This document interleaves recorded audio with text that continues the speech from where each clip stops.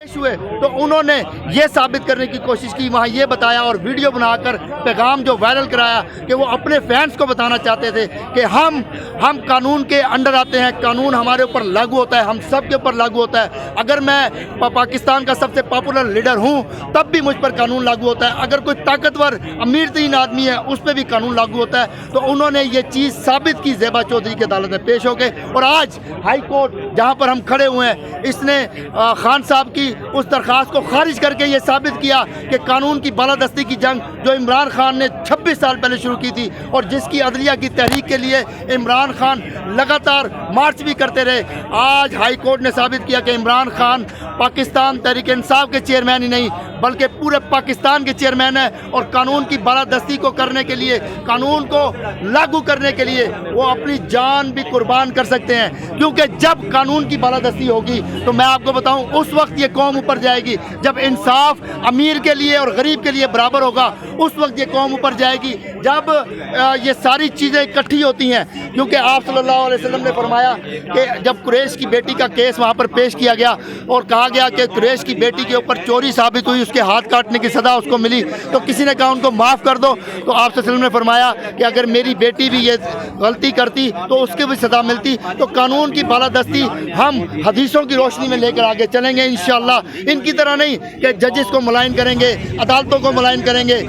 Physically हमले करेंगे supreme court के ऊपर, कभी कुछ और कभी कुछ, कभी किसी जज की वीडियो, कभी किसी जज की ऑडियो। हम कभी ऐसा काम नहीं करेंगे। हमने कानून की बालादस्ती की जंग लड़ी है और इंशाअल्लाह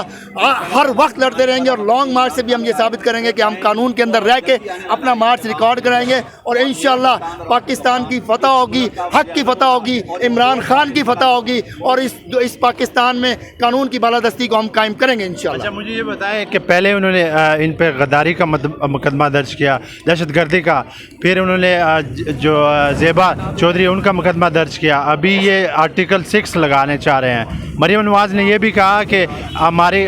मेरी हुकूमत से गिला है कि वो अभी तक खान साहब को गिरफ्तार नहीं कर सके। देखिए, एक तो सबसे बड़ी बात यह है कि मरियम नवाज़ का आप जिक्र ना किया करें, इंटरनेशनल झूठी है, मीडिया पे भी साबित हुआ है, अदालतों में भी साबित हुआ है। अब जो शख्स सच ही नहीं बोल सकता, जिसके रगों में सच्चाई की कोई चीज़ है ही नहीं, उसकी बात को आप अहमियत क्यों देते हैं? मरियम नवाज़ वहाँ अपने चचा के सामने कहती है पेट्रोल की प्राइसेस बढ़ा दें, मरियम नवाज़ बाहर निकल के कहती है 1 रुपया बढ़ता है मुझे दुख होता है, मरियम नवाज़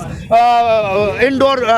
कमरों के अंदर बैठ के अपने चचा को कहती है कि सेहत कार्ड बंद कर दें, बाहर निकलती है तो कहती है जी मैंने नहीं कहा। तो जिस औरत के फेल और कोरो फेल में तजाद हो उसको आप क्या कहेंगे? मुझे बताएं, उसकी बातों को आप बिल्कुल सीरियस ना लिया करें, क्योंकि उसकी लंदन तो क्या पाकिस्तान में भी कोई प्रॉपर्टी नहीं है, क्योंकि वो 1500 रियाल पर मंथ के हिसाब से अपने वालिद साहब के घर में रह रही है। तो ऐसे लोगों को इम्पोर्टेंस नहीं दिया करते, ऐसे लोगों को हमेशा एक्स्ट्राज में रखा करते हैं। एक्स्ट्राज में कोई तौलिया लेके आ गए, कोई पानी की बोतल लेके आ गए, तो उनके कहने से कोई फ़र्क नहीं पड़ता। तो इंशाअल्लाह इमरान खान के साथ मेरा रब है, क्योंकि इमरान खान ने हमेशा ला इलाहा इल्लल्लाह की जंग लड़ी है, इमरान खान ने हमेशा नामूसे रिसालत की जंग लड़ी है। उसने अक़वाम मुत्तहिदा पे खड़े होकर भी ला इलाहा इल्लल्लाह का नारा बुलंद किया, इय्याका नअबुदु व इय्याका नस्तईन का नारा बुलंद किया, नामूसे रिसालत सल्लल्लाहु अलैहि वसल्लम का नारा बुलंद किया। तो इंशाअल्लाह हम लोग इसके साथ रहेंगे और खान के साथ मिलके इस कौम को आज़ाद करेंगे इंशाअल्लाह।